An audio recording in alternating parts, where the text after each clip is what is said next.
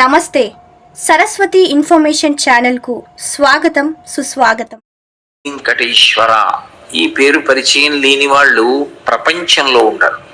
ఎందుకంటే అంతటి మహానుభావుడు, ఆపద ముక్కులవాడు, ఏడుకొండలవాడ వెంకటరమణ గోవింద గోవింద ఈ మాట అనకుండా అసలు ఎవరి జీవితము తెల్లవారదు. అందరూ ఈ మాట అంటారు. అది వెంకటేశ్వర అవతారము అని మనం పిలుస్తాం.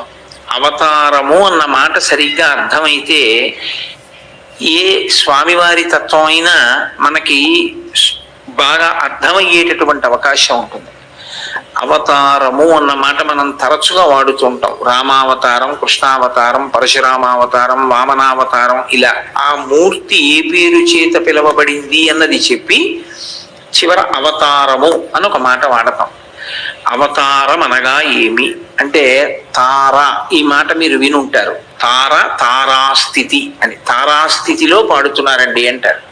అంటే బాగా పైకి ఉన్నటువంటి స్థితి.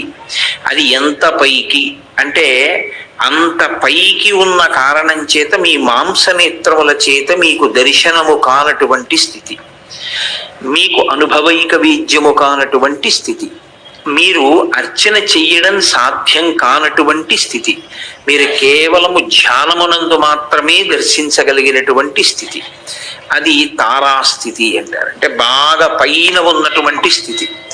అంత పైన ఉన్నటువంటి స్థితిలో ఉన్నటువంటి పరమేశ్వరుడు మన కొరకు అందుబాటులోకి రావడం కోసం బాగా కిందికి దిగి వచ్చాడు అనుకోండి, అప్పుడు అవతారము అంటారు. తారాస్థితి, దానికి వ్యతిరేక పదం అవతార.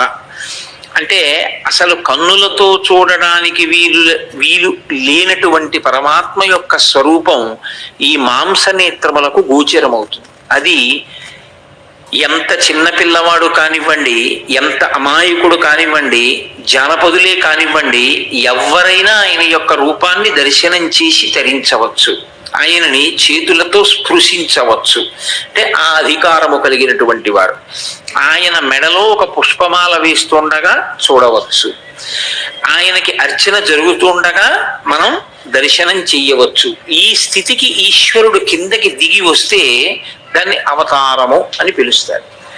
అలా అవతారమునకు ముందున్న స్థితి అజాయమానో బహుధా విజాయతే అంటుంది శృతి. అంటే అసలు అలా కిందకి రావలసిన అవసరం లేనివాడు, ఈ మాంసనేత్రమునకు గోచరము కావలసినటువంటి అవసరము లేనివాడు ఈ మాంసనేత్రమునకు కనపడేటట్టుగా కిందికి దిగి వస్తూ ఉంటాడు. అలా ఆయన అనేక పర్యాయములు వచ్చాడు. అసలు నిజమునకు ఆయన స్థితి అది కాదు, కానీ ఆయన అలా కిందకు వస్తూ ఉంటాడు. ఎందుకు వస్తాను అన్నదానికి ఆయనే చెప్పాడు. పరిత్రాణాయ సాధూనాం వినాశాయ చ దుష్కృతాం ధర్మ సంస్థాపనార్థాయ సంభవామి యుగే యుగే. నేను నన్ను ఒక రూపంతో చూడాలనుకున్న వారి యొక్క కోరిక తీర్చడం కోసం, ధర్మాన్ని ఎవరు పాడు చేద్దాం అనుకుంటున్నారో అటువంటి వారిని శరీరముతో ఉండకుండా చేసి మళ్ళీ ధర్మాన్ని కాపాడడం కోసం, వాళ్ళకంటూ శరీరం ఉండబట్టి కదా వాళ్ళు ధర్మాన్ని పాడు చేయగలరు. కాబట్టి ఆ శరీరం తీసేస్తే ఇంక ఇప్పుడు వాళ్ళు ధర్మం జోలికి రాలేరు. కాబట్టి వాళ్ళని తుదముట్టించుట కొరకు నేను అవతారమును స్వీకరిస్తూ ఉంటాను ప్రతి యుగమునందు. అలా ఆయన చాలా అవతారాలు తీసుకున్నాడు. చాలా అవతారాలు తీసుకున్నాడు అన్నప్పుడల్లా మీరు ఒక్కటే గుర్తుపెట్టుకోవాలి, ఆయన పైనుంచి కిందకి దిగి వచ్చాడు అని. ఇన్ని మాటలు కిందకి దిగొచ్చాడు, నిజానికి లెక్క కట్టడం కష్టం. చాలా మాటలు కిందకి దిగొచ్చాడు. కానీ మనం ప్రధానంగా చెప్పేవి వేదోద్ధారణ మందరాభరణ పృథ్వీ ధర్మ నిర్మాణ ప్రహ్లాదత్రాణ బలి ప్రతారణ నృపాహంకార నిర్వాపన వైదేహీ రమణ ధనంజయ జయ వ్యాపార పారీణ క్షోణీ దివ్యత్కరుణ తమోహరణ తండ్రి వెంకటేశ ప్రభు అని దశావతారములను చెప్తాం. 10 అవతారాలు. ఇందులో 10 అవతారములుగా ఈశ్వరుడు దిగి వచ్చినప్పుడల్లా ఆయన చేసే పని ఒకటే, ఈ భూమిని కాపాడడం. భూమిని కాపాడడం అన్న మాట అన్నప్పుడల్లా మీరు ఒకటి జ్ఞాపకం పెట్టుకోవాలి, ఐశ్వర్యం అంతా ఎక్కడ ఉంటుందంటే ఈ భూమి ఎందే ఉంటుంది. అందుకే దీనికి వసుధ అని ఒక పేరు. వసుధ అంటే ఐశ్వర్యమును కలిగి ఉన్నది అని. ఇందులోనే కదండి పంట పండాలన్నా ఇందులోనే, బంగారం దొరకాలన్నా ఇందులోనే, రాగి దొరకాలన్నా ఇందులోనే, ఇనుము దొరకాలన్నా ఇందులోనే, పెట్రోల్ దొరకాలన్నా ఇందులోనే. కాబట్టి ఇది వసుధ. ఈ వసుధని ఎవడిష్టం వచ్చినట్టు వాడు వాడుకుని నన్ను అడ్డు పెట్టేవాడెవడు అనుకుని స్వార్థంతో సంపదని కొల్లగొట్టి పాపపు జీవనం చేసే ప్రయత్నం చేసిన వాళ్ళని పరిమార్చడం కోసం ఈశ్వరుడు అవతరిస్తూ ఉంటాడు. కాబట్టి శంకర భగవత్పాదులు షట్పదీ స్తోత్రం చేస్తూ అవతారవతావత సదా వసుతాం అంటారు. ఈశ్వర, ఈ వసుధను రక్షించుట కొరకు నీవు అవతారములను స్వీకరించినావు, అనేక మార్లు క్రిందకి దిగి వచ్చినావు. కదలిక అంటే పైనుంచి కిందికి రావడంలో కంటికి కనపడని వాడు కంటికి కనపడడం, అంతటా ఉన్నవాడు ఒక రూపాన్ని తీసుకోవడం, అసలు అర్చనకి యోగ్యము కాని రూపం. అంతటా నిండిపోయిన వాడికి దీపం ఏం పెడతారు? అంతటా నిండిపోయిన వాడికి పుష్పహారం ఎలా వేశారు? అంతటా నిండిపోయిన వాడికి పంచె ఎలా కడతారు? వస్త్రోద్ధూత విధౌ సహస్రకరత పుష్పార్చని విష్ణుత అంటారు శంకరాచార్యులు వారు శివానందలహరిలో. నీకు పంచె కట్టాలంటే నన్ను సూర్య భగవానుడిని చేయవయా అన్నారు. 1000 చేతులు ఇస్తే ఏమో అలా కడతానేమో పంచె అన్నారు. అంతటా నిండిన వాడికి పంచె ఎలా కడతారు? కట్టలేరు. కాబట్టి అంతటా నిండినవాడు, ఒక్క చోట ఉన్నవాడు, అసలు ఈ కంటికి దొరకనివాడు ఇప్పుడు దొరుకుతున్నవాడు, ఎంతవరకు ఉన్నాడో చెప్పలేని స్థితిలో ఉన్నవాడు, ఒక గర్భాలయమునందు పట్టినవాడు, అన్ని వ్యతిరేకమే. అంతగా కిందికి దిగి వచ్చేటప్పుడు కదలిక ఉంటుంది కదండి. కదలిక అంటే దాన్ని మీకు తేలికగా చెప్పాలంటే మేనిఫెస్టేషన్ అన్న మాట సరిపోతుంది. అంటే ఆయన అంతటా ఉన్నవాడు ఒక రూపంగా వచ్చి అలా దిగి నిలబడడం, ఇది కదలిక ఉంటుంది. అక్కడి నుంచి కదలి ఒక్క రూపంలోకి మారుతాడు ఆయన. ఇలా మారడానికి ఆ కదలికకి ఒక కారణం ఉంటుంది. ఆ కారణం లేకుండా అలా కదలడు ఆయన. ఏదో ఒక కారణం ఉంటేనే అలా కదులుతాడు. అలా కదలడం అన్న మాటలు మీరు బాగా పట్టుకుంటున్నారు. నేను మళ్ళీ చెప్తున్నాను. అసలు ఏ కంటికి కనపడని వాడు ఒక కంటికి కనపడేటట్టు, ఏ తల్లి కడుపున పుట్టని వాడు ఒక తల్లి కడుపున పుట్టినట్టు, ఎవరి చేత ఏ రకంగానో ఆరాధనకి సౌలభ్యం కానివాడు సులభుడైనట్టు, ఇలా దిగి వచ్చేటటువంటి క్రమంలో ఒక కదలిక ఉంటుంది. మొదటి కదలిక, ఆ కదలికతో ఆయన అలా లోకంలో అనుగ్రహించి దిగి వచ్చి కనపడతాడు. దీన్ని అవతార స్వీకారము అని పిలుస్తారు. ఈ ప్రతి కదలిక ప్రారంభ కాలమునకు ఒక కారణం ఉంటుంది. ఆ కారణం లేకుండా ఆయన కదలడం, అది నీకు తెలియకపోవచ్చు, నాకు తెలియకపోవచ్చు. కానీ ఈశ్వరుడు ఏ కారణానికి అవతరిస్తూ ఉంటాడు అన్నది చెప్తూ ఉంటాడు వ్యాస భగవానుడు పురాణములయందు. అదే పురాణంలో ఆయన అవతార స్వీకార ఘట్టాలుగా వస్తాయి. దాన్ని మీరు చాలా జాగ్రత్తగా పరిశీలనం చేస్తే మీకు అందులోంచి కొన్ని రహస్యములు అందుతాయి. దశావతారములు ఒక ఎత్తు, మళ్ళీ ఇందులో యుగాలకి అనుసంధానం చేస్తూ ఒక మాట చెప్తారు. 10 అవతారాలు ప్రధానమైన అవతారములైన మళ్ళీ ఈ ప్రధానమైన అవతారాల్లో ఒక్కొక్క యుగానికి సంబంధించి ఒక్కొక్క అవతారాన్ని విశేషమైన దానిగా చెప్తారు. కృతేతు నారసింహో భూః త్రేతాయాం రఘునందన ద్వాపరే వాసుదేవశ్చ కలౌ శ్రీవేంకటనాయకః. ఈ శ్లోకాన్ని మీరు చాలా జాగ్రత్తగా పరిశీలనం చేయవలసి ఉంటుంది. పరిశీలనం చేస్తే అసలు ఈశ్వరుడికి మీకు ఉన్న అనుబంధం ఏమిటో మీకు తెలుస్తుంది. ఆ అనుబంధం తెలిస్తే భక్తి అన్న మాటకు అర్థం ఉంటుంది. ఆ భక్తి అన్నది తెలిస్తే ఉత్సవము అంటే అంటే తలెత్తి చూసి సంతోషంగా దాన్ని గమనించడం అన్నది అలవాటు.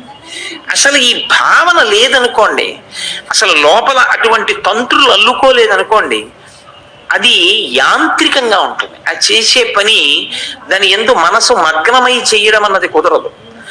అందుకే కృతేతు నారసింహో భూః త్రేతాయాం రఘునందన, ఆయన కృతయుగంలో నరసింహస్వామిగా అవతరించారు. మీరు కొంచెం జాగ్రత్తగా పరిశీలించండి, నరసింహస్వామిగా ఆయన ఎప్పుడు అవతరించాడు? హిరణ్యకశిపుడు తపస్సు చేసినప్పుడు ఆయన అవతరించలేదు. నేను చావు లేకుండా ఉండాలి అన్నప్పుడు ఆయన కనపడలేదు. నేను ఇలాగే చచ్చిపోతాను అని ఆయనే కోరుకున్నాడు హిరణ్యకశిపుడు. అలా కోరుకున్నప్పుడు ఆయన కనపడలేదు. ఆయన కడుపున ఓ కొడుకు పుట్టాడు, హిరణ్యకశిపుని యొక్క కడుపున. ఆ పుట్టినటువంటి పిల్లవాడు ఎంత చంపేద్దామనుకున్న తండ్రి చావు లేనివాడు అయ్యాడు. అది విచిత్రం. హిరణ్యకశిపుడు నాకు చావొద్దన్నాడు, అది కుదరదయా, ఇంకేమైనా కోరుకో. ఏదో ఇలా చచ్చిపోతాను. గాలిని కుంభిని అగ్ని అంబువుల ఆకాశస్థలిని దిక్కులన్ రేలన్ గస్త్రమలం తమ ప్రబల భూరిగ్రాహ వ్యాళాదిత్య నరాది జంతు కలహ వ్యాప్తిని సమస్త్రాస్త్ర శస్త్రాడిని మృత్యువు లేని జీవనము లోకాధీశ ఇప్పించవే. అవన్నీ మీరు విన్నరే. చాలా రాక్షసుల కోరికలు చాలా ఆశ్చర్యంగా ఉంటాయి. ఇంట్లో చచ్చిపోకూడదు, బయట చచ్చిపోకూడదు, పైన చచ్చిపోకూడదు, కింద చచ్చిపోకూడదు, రాత్రి చచ్చిపోకూడదు, పగల చచ్చిపోకూడదు, ప్రాణం ఉన్న దాంతో చచ్చిపోకూడదు, ప్రాణం లేని దాంతో చచ్చిపోకూడదు, ఇంట్లో చచ్చిపోకూడదు, బయట చచ్చిపోకూడదు, మనిషి చేతిలో చచ్చిపోకూడదు, మృగం చేతిలో చచ్చిపోకూడదు. ఆయన అన్నాడు బ్రహ్మగారు తథాస్తు అంటే. ఇప్పుడు ఈయన అనుకున్నాడు ఈయనను చంపేవాడు ఎవరనుకున్నాడు. నీకే ఇన్ని ఆలోచనలుంటే నిన్ను పుట్టించిన వాడికి ఇన్ని ఆలోచనలు ఉంటాయి. ఆయన రాలేడిలా. కానీ మీరు ఒకటి గమనించండి, హిరణ్యకశిపుడు ఇలా వరం కోరుకోగానే అలా నరసింహస్వామిగా వచ్చి ఆయన చంపేయగలడు కదండి. చంపేయాలి అనుకుంటే నరసింహావతారం ఎప్పుడో రావక్కర్లేదు, వెంటనే వచ్చి ఈ కోరిక కోరుకుని స్వస్తి అని బ్రహ్మగా రక్షతలేగానే అట్నుంచి నరసింహావతారం వచ్చి వీడిని చంపేయచ్చు. కానీ వచ్చాడా? అలా రాలేదు. హిరణ్యకశిపుడు ఎంత పాప జీవనం చెయ్యాలో అంత పాప జీవనము చేశాడు, ఊరుకున్నాడు.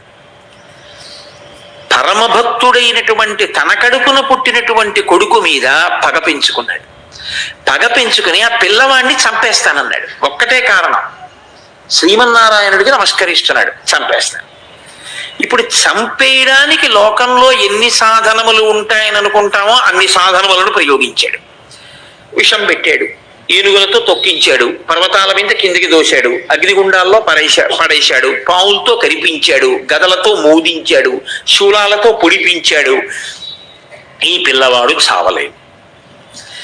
అరే, ఈ పిల్లవాడు ఎలా చచ్చిపోతాడని చావు లేకుండా ఉండాలని వరం కోరుకున్నవాడు వెగబెట్టుకున్నాడు.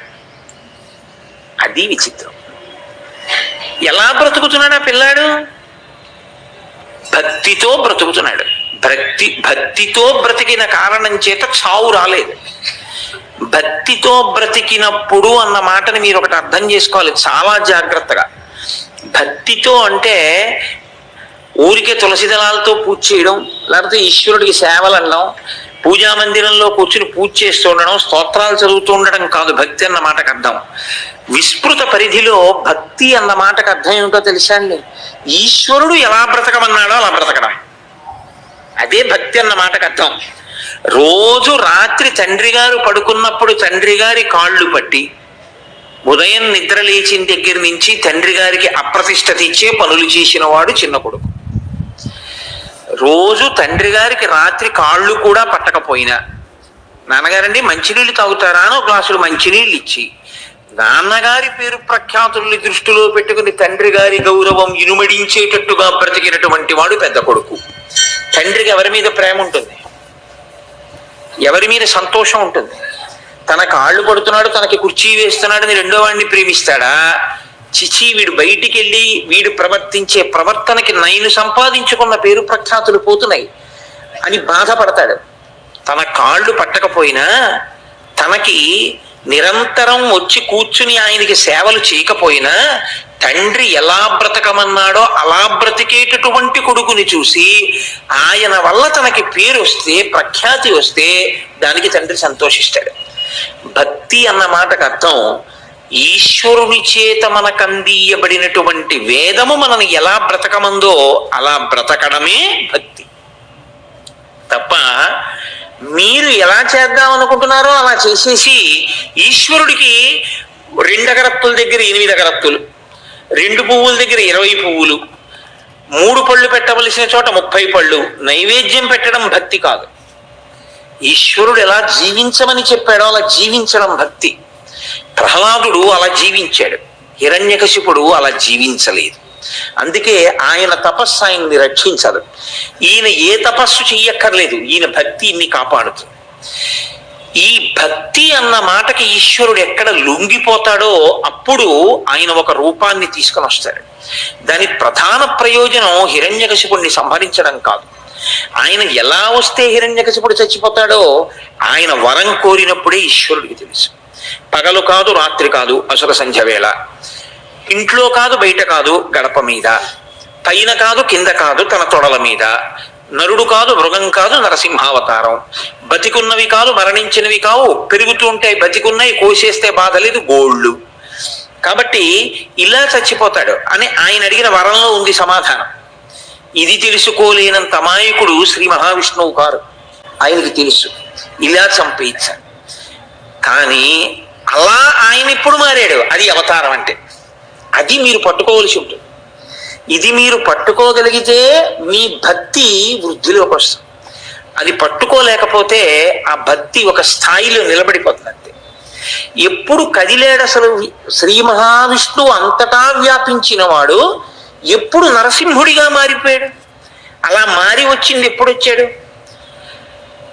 ఎన్ని మాటలు ఆ పిల్లవాడి జోలికెళ్ళి ఎన్ని మాటలు భగవంతుని మీద భక్తి ప్రకటనాన్ని ప్రహ్లాదుడు చేసినప్పుడు కూడా రానటువంటి నరసింహావతారం ఒక్క పరీక్షాకాలమునందు వచ్చింది.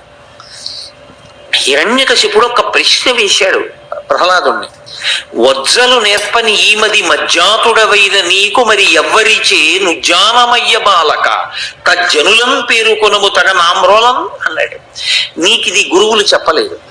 చెప్పకుండా నీకు పరమేశ్వరుడు ఒకడు ఉన్నాడని, వాడు సర్వవ్యాపి అని, వాడు రక్షిస్తాడని, వాడిని భజించాలని నీకెవరు చెప్పారు? నీకు ఎవరు చెప్పారో వాళ్ళ పేరు నాకు చెప్పన్నాడు. ఆయన అన్నాడు, అది చెప్పడానికి పేర్లు ఎందుకు నాన్న? ఈశ్వరానుగ్రహం ఉంటే అర్థమవుతుంది. ఈశ్వరానుగ్రహం లేకపోతే అందేందూదయముల్ మహాబధిర శంఖారావముల్ మూక సద్గ్రంథాఖ్యానముల్, అలాగే ఏదో కృతజ్ఞావళి బంధుత్వంబులు, క్రోడ సద్గంధంబుల్, ఇవన్నీ హరిభక్తి వర్జితుల వృధారిక్త సంసారముల్. భక్తి లేనటువంటి వాడి జీవితం అలా ఉంటుంది. కాబట్టి నాన్న, ఏదో పందిరిగిరి సువాసన పెట్టినట్టు, కృతజ్ఞుడైన వాడు బంధువు అయినట్టు, యజ్ఞం అంతా అయిపోయి పూర్ణాహుతి కూడా అయిపోయిన తర్వాత అందులో హవిస్సు వేసినట్టు, ఇలాంటి పనులు ఎలా ఉంటాయో భక్తి లేకుండా బతికే వాళ్ళ జీవితం అలా ఉంటుంది నాన్న అన్నాడు. అంటే ఆయన అన్నాడు, ఇన్ని చెప్తున్నావు కదా, ఎక్కడున్నాడు ఈశ్వరుడు అని అడిగాడు. ఆయన అన్నాడు, ఎక్కడున్నాడు ఈశ్వరుడు అని అడుగుతున్నావు, ఆ ప్రశ్న తప్పు. ఎక్కడ ఈశ్వరుడు లేడని అడుగు. అంతటా ఈశ్వరుడు నిండి ఉన్నాడు. ఎక్కడున్నాడు ఈశ్వరుడు ఏమిటి? కాబట్టి ఆ ప్రశ్న లేదు అసలు. ఎక్కడ లేడు ఈశ్వరుడు అనవలసి ఉంటుంది అంతే ఎవరైనా. అంతేగాని ఎక్కడున్నాడు ఈశ్వరుడు అని అడిగితే అది అర్థం లేని మాట. కాబట్టి ఇందుకలడందులేడని సందేహము వలదు చక్రి సర్వోపగతుండు ఎందెందు వెదకి చూచిన అందందే కలడు దానవాగ్రని వింటే. పిల్లవాడు తనకున్నటువంటి నమ్మకంతో, విశ్వాసంతో, ధైర్యంతో, భక్తితో చెప్పేశాడు. అందు అంటే నాన్న అంతటా ఉన్నాడు. నీకు చూసే కన్ను ఉండాలి, కానీ ఆయన ఇక్కడున్నాడు అక్కడున్నాడు, ఆయన అంతటా ఉన్నాడు అన్నాడు. ఇప్పుడు లేచాడు ఆయన సింహాసనంలో వచ్చి. హరి సర్వాకృతులంకలండనచు ప్రహ్లాదిండు భాషింప సత్వరుడై ఎందును లేడనుచు దైత్యుండు సుతుం తర్జింప శ్రీనరసింహాకృతి గాల్చనచ్యుతుడు నానాజంగమ స్థావరోత్కర గర్భంబుల అంది దేశముల ఉద్దండ ప్రభావంబునన్నారు పోతనయ్య.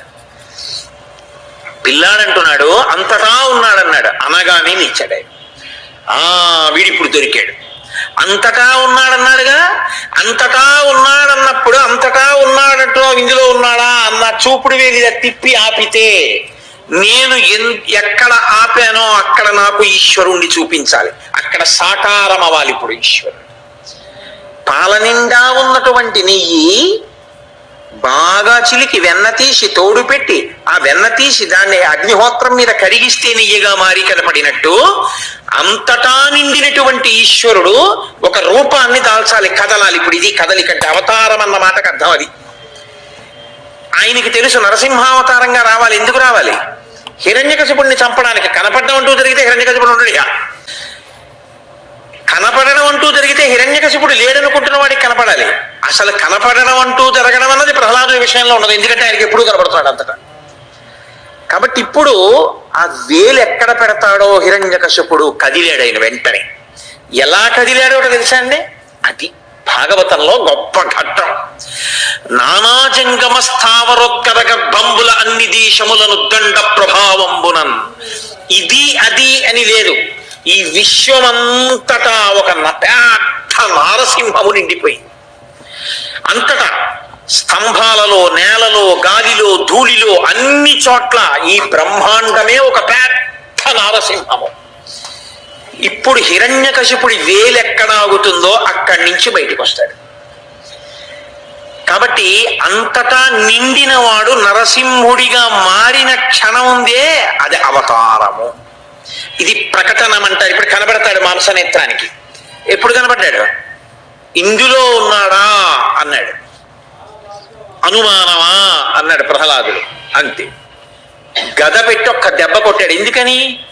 ప్రహ్లాదుడు అయితే నమస్కారం పెడతాడు, ఆయన అయితే వైరభక్తి కదండి. ఇందులో ఉన్నాడంటే కొట్టాలి, యుద్ధం చేయాలి. కాబట్టి గద పెట్టి కొట్టాడు, వచ్చాడంతే బయటికి. ఇప్పుడు మీరు జాగ్రత్తగా పట్టుకోవాలి. ఎందుకు కదిలాడు ఈశ్వరుడు? హిరణ్యకశిపుడి కోసం కదిలాడా? ప్రహ్లాదుడి మాట నిజం చేయడం కోసం కదిలాడా? ప్రహ్లాదుడి మాట నిజం చేయడానికి కదిలాడు. తనని నమ్ముకున్న ఒక పిల్లవాడు అన్న మాట నిజం చెయ్యడానికి అంతటా నిండి నిబిడీకృతమైన ఈశ్వరుడు అంతటా నారసింహముగా నిండి ఒక స్తంభంలోంచి బయటికి వచ్చాడు. ఇదాయన కారుణ్యము, ఇదాయన దయ. భక్తుల పట్ల ఆయనకు ఉండేటటువంటి ప్రీతి. ఆ ప్రీతికి అలా ఆవిష్కృతమవుతాడు. అందుకే భక్తుణ్ణి మించిన శక్తి లోకంలో ఇంకోటి ఉండదు.